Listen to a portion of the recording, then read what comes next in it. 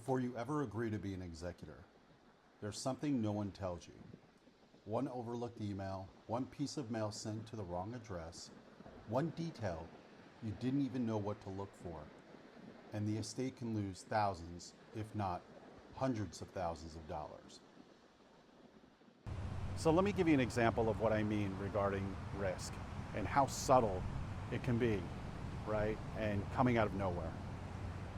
So there was an executor that was managing an estate, had a large home, property was well worth over $1 million. Everything was clear sailing, and especially because the property was paid off. So there was no mortgage to be paid every single month. The only thing they had to worry about were the taxes that were due at the end of the year. And that's if they didn't sell it. So everything seemed like it was smooth sailing. The problem is that risk comes in subtly.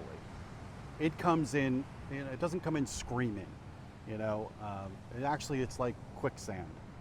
You don't realize that you're in it until it's too late. And that's what happened in this estate. Because the property was paid off and because he wasn't really focused on anything other than the property taxes, well, about 3/4 of the way through the probate case, the property burned down, caught fire. And so he hadn't paid any of the homeowner's insurance the whole time. He just wasn't focused on it. He wasn't obviously the decedent had passed, so he wasn't the homeowner. He didn't have a relationship with the insurance company. He wasn't getting any of the notices because the notices for the insurance that telling him that it had lapsed, well, it went to the property. And he wasn't getting the mail. It just didn't get to him. On top of that, they were also sending emails that he wasn't checking.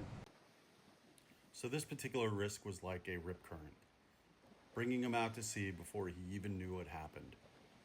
Well, the insurance notices, they were going to the decedent's email address, which no one was checking. The policy letters were arriving at the house and no one, they had never gotten forwarded. The home was paid off, so, no lender was forcing insurance payments, and quietly, without warning, the coverage lapsed. And this is how executor risk works. Well, if you're an inexperienced, executor, these are just sometimes things you don't think about. They're subtle, they seem so easy, but in the end, it winded up costing him $400,000. That's what that estate winded up losing, all because of inexperience. When you don't live inside of thousands of probate cases and you haven't seen the inherent risk and you just don't know, listen, he was well educated, he was well intended.